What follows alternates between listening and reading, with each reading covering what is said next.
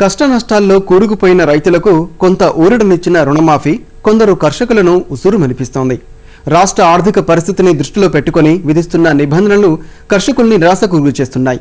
Scale of finance, పంట రుణాలకే రద్దు వంటివి రైతుల్ని రుణమాఫీకి దూరం చేస్తున్నాయి. గోరు చుట్టుపై రోకటి పోటుల వాణిజ్య బ్యాంకుల నిర్లక్ష్యం అన్నదాతల్ని ముంచుతోంది. అవసరమైన పత్రాలు సమర్పించినా సకాలంలో నమోదు చేయకపోవడంతో లక్షల మంది రైతులు బోరుమంటున్నారు. ప్రధానంగా వివరాల నమోదులో ఎస్బీఐ శాఖలు చూపిన అలసత్వం ఫలితంగా రైతులకు మాఫీ వర్తించలేదు. బ్యాంకు అధికారుల నిర్లక్ష్యం, షరతుల గందరగోళంతో అన్నదాతలు తీవ్ర ఇబ్బందులు పడుతున్నారు. పెరిగిన సాగు ఖర్చులు, గిట్టుబాటు కాని ధరలు, ప్రకృతి విపత్తులతో చితికిపోయిన రైతన్నల కష్టాలకు నాడు ప్రతిపక్ష నేతగా తెదేపా అధినేత చంద్రబాబు నాయుడు చలించిపోయారు. అప్పుల్లో కూరుకుపోయిన కర్షకుల్ని ఒడ్డుకు చేర్చేందుకు అధికారంలోకి వస్తే రుణమాఫీ చేస్తానని వస్తున్న మీకోసం పాదయాత్రలో భాగంగా అనంతపురం జిల్లాలో ప్రకటించారు. జూన్ 8న విజయవాడలో జరిగిన ప్రమాణ స్వీకారం కార్యక్రమంలో తన తొలి సంతకాన్ని రుణమాఫీకి సంబంధించిన ఫైలుపైనే పెట్టారు. అయితే ఆర్బీఐ షరతులు, కోటాయ కమిటీ సిఫార్సులు, గందరగోళ ప్రకటనలతో మొదటి 6 నెలలు గడిచిపోయాయి.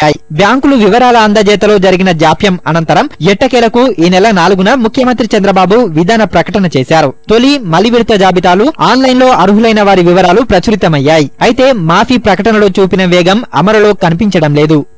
మాఫీ ప్రభుత్వాలు ఇచ్చినప్పటికీ కూడా సామాన్యులు చాలా ఇబ్బందులకు గురవుతున్నారు. స్కేల్ ఆఫ్ ఫైనాన్స్ అని పేరుతోటి రూల్స్ పాస్ చేశారు. దాంతో కొంతమంది మామూలు పంట రుణాలు తీసుకుంటూ ఆ డబ్బు సారినప్పుడు బంగారం మీద కూడా అప్పు తీసుకున్నారు. కానీ వాళ్ళు ఏం చేస్తారు, బంగారం మీద తీసుకున్న అప్పుకేమో మాఫీ చేయమని క్లియర్ గా సొసైటీ వాళ్ళు చెప్తున్నారు. దానివల్ల చాలా మంది రైతులు, సన్నకారు రైతులంతా కూడా చాలా ఇబ్బందులు పడుతున్నారు. 20% ఏమో ఇస్తామంటున్నారు, మిగతా బ్యాలెన్స్ ఇప్పుడు ఎవరట. కానీ 4 సంవత్సరాల్లో తీర్చుకుంటున్నారు. ఆ 4 సంవత్సరాలు పూర్తయ్యే వరకు అప్పు ఎవరట.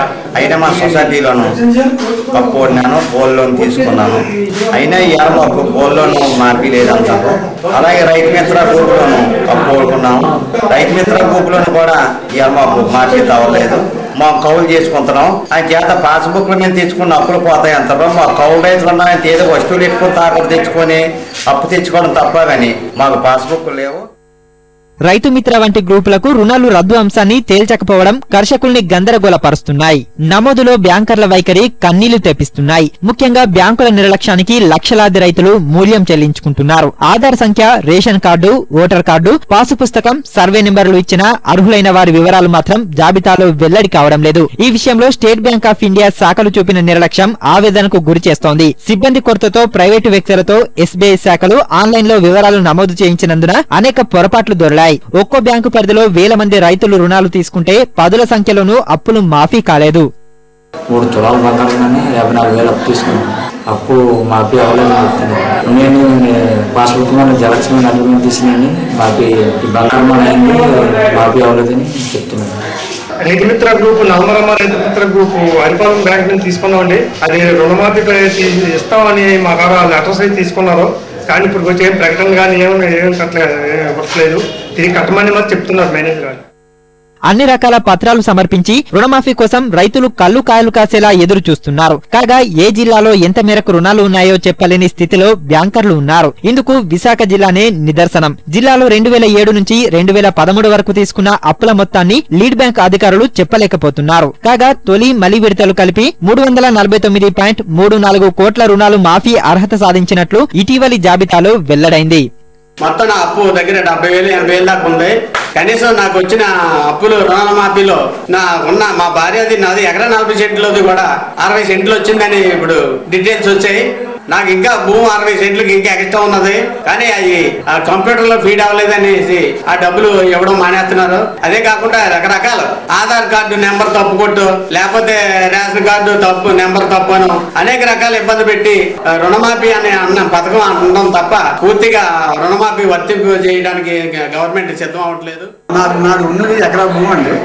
తర్వాత కౌలుకి 1 ఎకరా భూమి చేస్తున్నానండి. తర్వాత ఇప్పుడు మాఫీలోను ఆన్లైన్లో చూస్తే ఇప్పుడు చేతికి డబ్బులు మాత్రం లేదు. కానీ ఆన్లైన్లో చూస్తే కోఆపరేటివ్లో 27,000 అప్పు ఉందండి. గ్రామీణ బ్యాంకులో 5,000 అప్పు ఉంది. అదే చీపెడుతుంది. కానీ ఇప్పుడు బ్యాంకులో పెడితే మాకేం తెలియదు, మాకేం వివరాలు రాలేదంటున్నాను.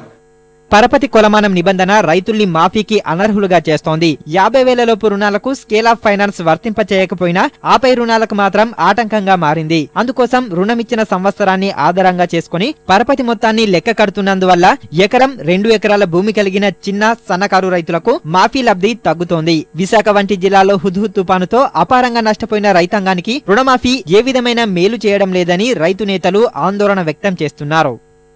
ఈరోజు చెరికి 45,000 రూపాయలు స్కేల్ ఆఫ్ ఫైనాన్స్ ప్రకారంగా అప్పు ఇవ్వాల్సి వస్తే 2007లో 19,000 ఎకరాకని చెప్పి లెక్కేశారు. అలాగే 2007లో తీసుకున్న అప్పు 110% ఈరోజు డబుల్ అయిపోయింది.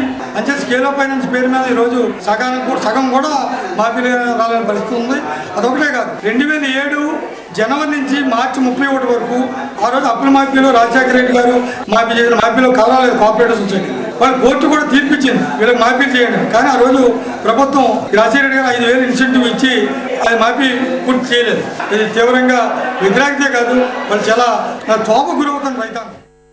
ఈ ఏడాది తీవ్ర వర్షాభావం, కమ్మిన కరువుకు తోడు బ్యాంకుల రుణ సహకారం లేక రైతన్నలు తీవ్రంగా నష్టపోయారు. మరోవైపు 20% సొమ్ము మినహాయిస్తే మిగతా 80% సొమ్ము జమయ్యే వరకు బ్యాంకులు అప్పు ఇచ్చే పరిస్థితి కనిపించడం లేదు. ఈ నేపథ్యంలో కొండంత ఆశతో కోరి గెలిపించిన రైతుల్ని ఆదుకోవాల్సిన బాధ్యత సర్కార్దే.